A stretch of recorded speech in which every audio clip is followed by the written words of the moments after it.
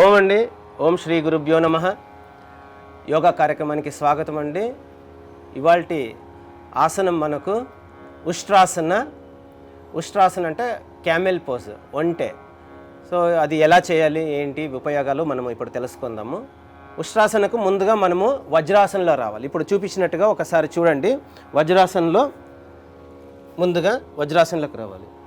ఒకసారి చేయండి. వజ్రాసన.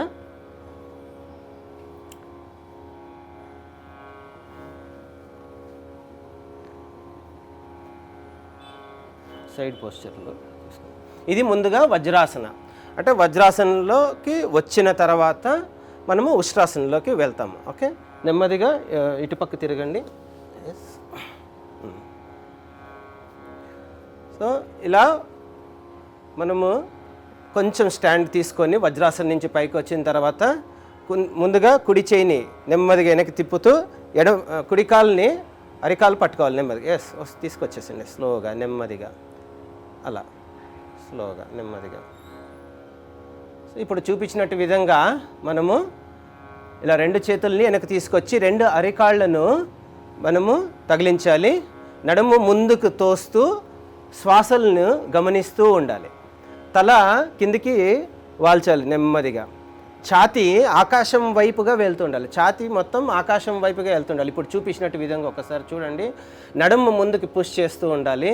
శ్వాసలు సాధారణంగా ఉండాలి. ఇక్కడ ఉండగలిగినంతసేపు ఇక్కడ ఉండి శ్వాసలు తీసుకోవాలి.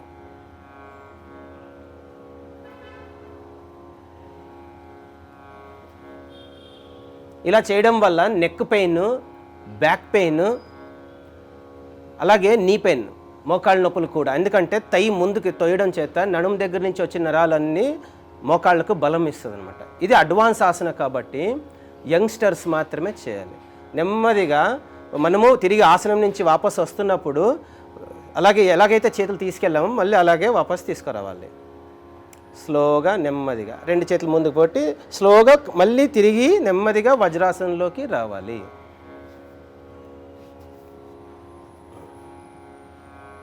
మనం అలాగైనా వచ్చి వజ్రాసనంలోకి రావచ్చు, తర్వాత ఇలా కంటిన్యూ చేసుకోవచ్చు. ఇప్పుడు వజ్రాసనం చూశారు కదా. ఒకవేళ మనకు గనక నడుము నొప్పి గనక ఉంటే అంటే ఎక్కువసేపు ఇలా బ్యాక్ బెండ్ చేయడం చేత ఫార్వర్డ్ బెండ్, కొంచెం ఫార్వర్డ్ బెండ్ తీసుకోవాలి. ఇట్లా నెమ్మదిగా ముందుకి ఫార్వర్డ్ బెండ్. ఒకసారి చూడండి, మనం ఉష్ట్రాసనం చేసాము. నెమ్మదిగా ఇట్లా మనము ఫార్వర్డ్ బెండ్ తీసుకోవాలి. ఇట్లా ఫార్వర్డ్ బెండ్. ఇది శశంకాసన అంటారు. ఇప్పుడు అంటే మనం ఉష్ట్రాసన వేసిన తర్వాత నడుము కాసేపు అలాగే పట్టుకొని ఉండడం చేత పట్టేసి ఉంటుంది. కొత్తగా చేసిన వాళ్ళకైనా సరే, ఒకసారి ఎక్కువ గ్యాప్ ఇచ్చినా సరే.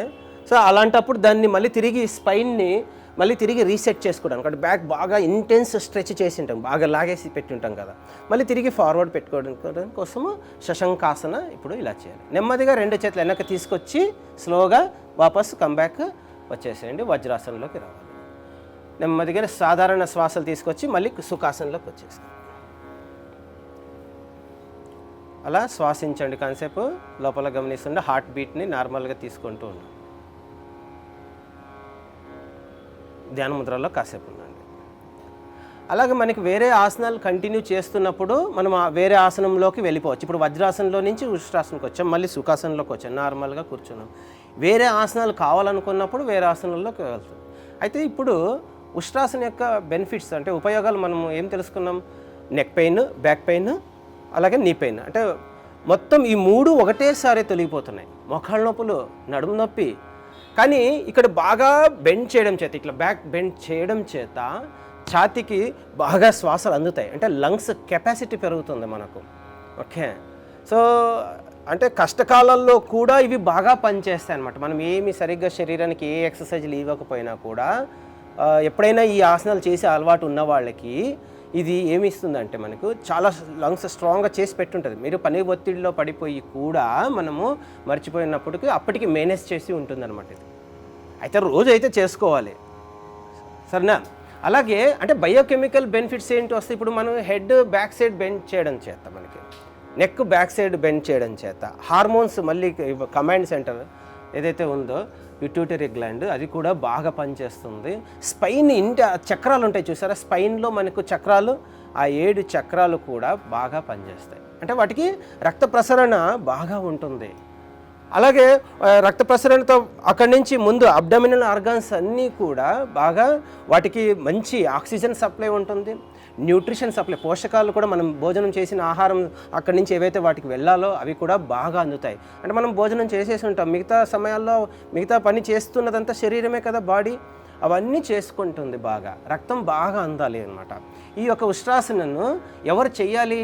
యంగ్స్టర్స్ అందరూ చేయొచ్చు. పెద్ద వయసు ఉన్న వాళ్ళైతే ఊరికే మనం లేచి కాలి అట్లా బెండ్ చేసుకోవాలంట. వజ్రాసనంలాగా పూర్తిగా వజ్రాసనంలో లేకపోయినా మనము నెమ్మదిగా ఇలా వచ్చి ఇలా చేసి కొంచెం ఇట్లా బ్యాక్ బెండ్ చేసుకుంటే సరిపోతుంది. అది ప్రిపరేటరీ అనమాట.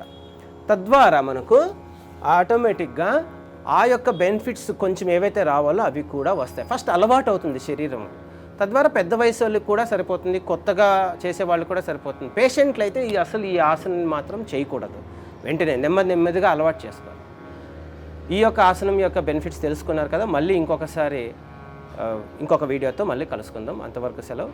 నమస్కారం. ఓం శాంతి. Thank you very much.